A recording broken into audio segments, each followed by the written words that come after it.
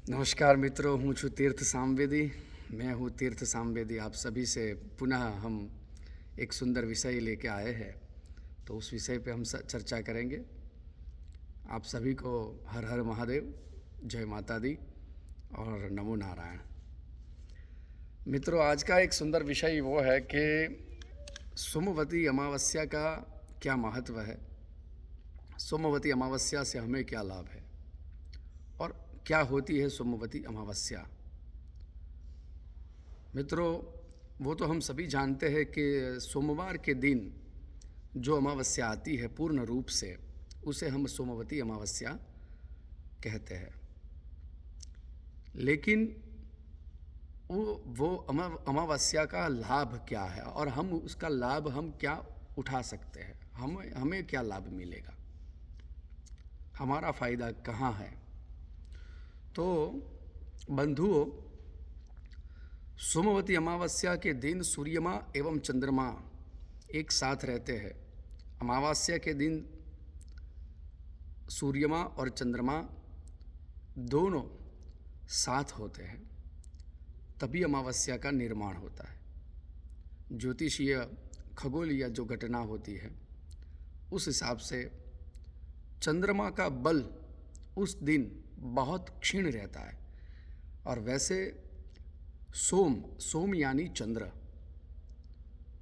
अगर चंद्र के दिन ही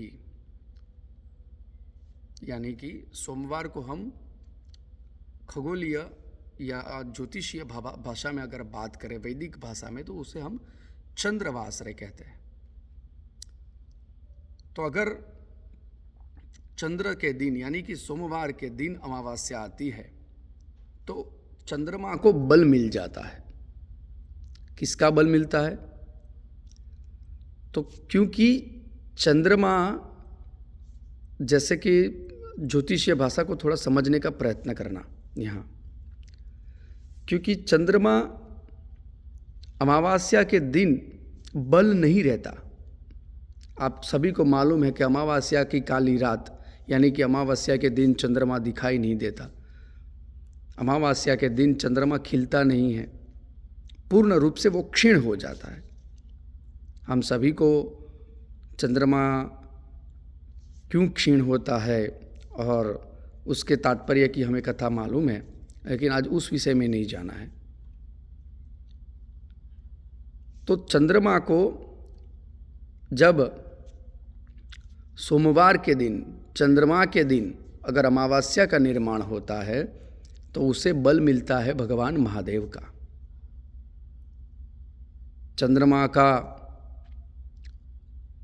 आप सभी को अगर ना मालूम हो तो एक सूक्ष्म कथा के रूप में कह देता हूँ कि दक्ष प्रजापति के वो दामाद थे, जामाता थे, और उनका दक्ष प्रजापति की, जिसे हम नक्षत्र हम बोलते हैं, 27 नक्षत्र उनके साथ 27 दक्ष प्रजापति कन्या के साथ उनका विवाह हुआ, लग्न हुआ। लेकिन चंद्रमा रोहिणी को अधिक चाहते थे। तभी रेवती ने भगवान प्रजापति स्वरूप दक्ष को, अपने पिता को, ये कहा, और उसके बाद दक्ष प्रजापति ने चंद्रमा को क्षीण होने का, क्षय रोग होने का श्राप दिया।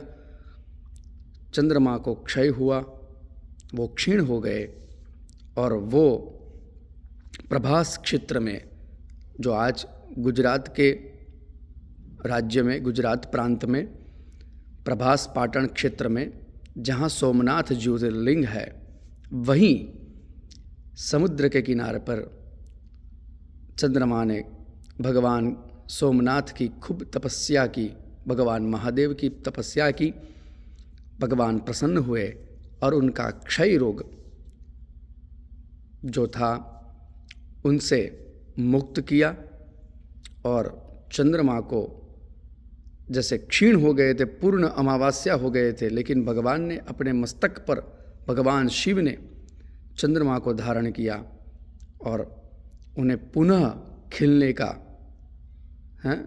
संवरने का पुनः मौका दिया गया और तभी से चंद्रमा एकम से पूर्णिमा तक धीरे धीरे बढ़ते हैं और फिर कृष्ण पक्ष की पुनः एकम से वो बढ़े हुए जो पूनम के दिन पूर्ण खिले हुए चंद्रमा अमावस्या तक, पूनम से अमावस्या तक धीरे धीरे वो क्षीण होते हैं।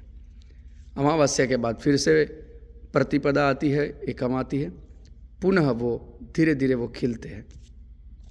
तो ये एक क्रम रहा और उसी हिसाब से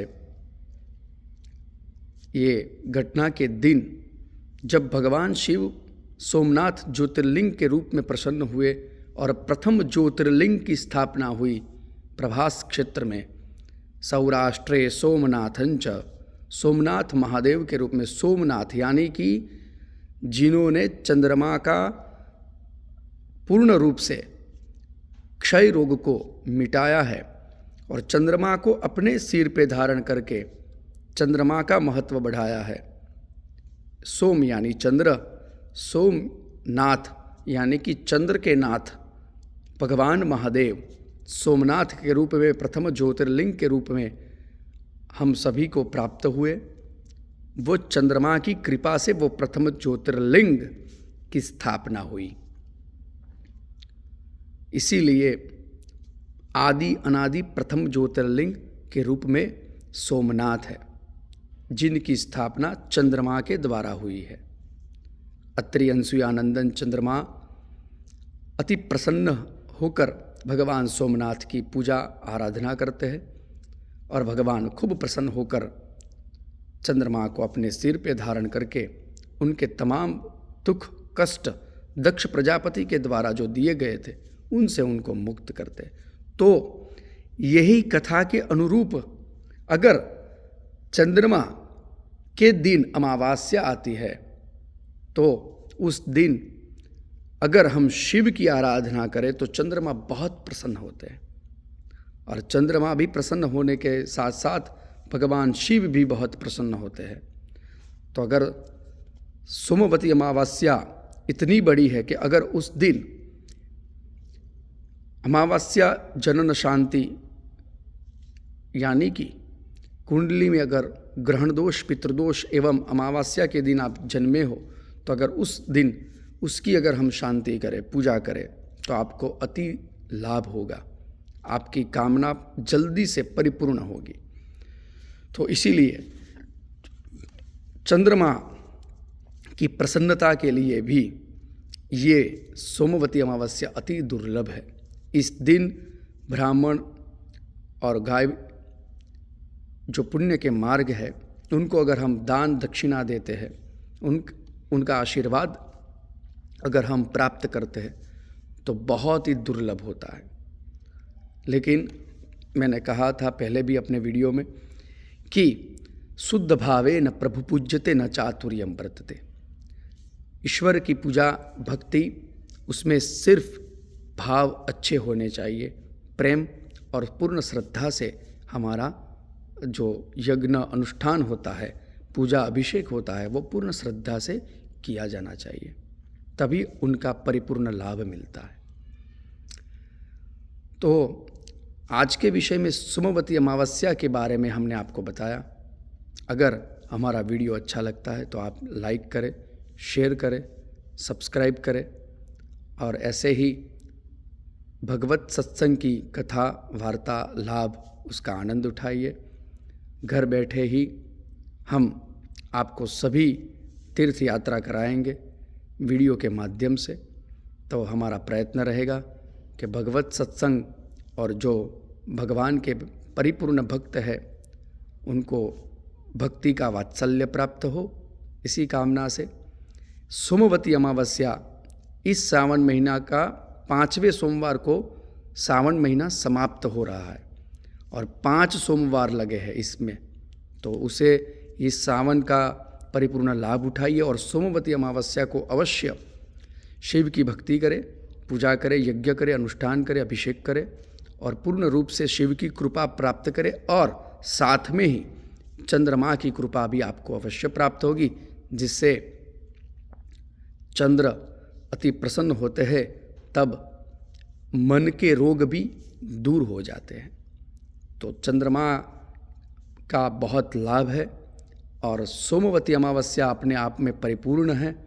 उनसे भगवान शिव बहुत प्रसन्न होते हैं, क्योंकि क्षय रोग भी भगवान सोमनाथ ने मिटाया था। प्रथम ज्योतिर्लिंग के रूप में हमें भगवान सोम यानी कि चंद्रमा से ही हमें भगवान शिव भी प्राप्त हुए। तो बहुत सारा कुछ है, बहुत सारी कुछ कहानी है, लेकिन मैंने जितना हो सका उतना अपने शब्दों में बयान किया कि आप सभी से ये कथा पहुंच सके। इसी के साथ हर हर महादेव, इस सोमवती अमावस्या का लाभ लीजिए और भगवान शिव की कृपा प्राप्त कीजिए। हर हर महादेव, हर हर महादेव, हर हर महादेव। मैं तीर्थ सामवेदी आपसे विदा लेता हूँ।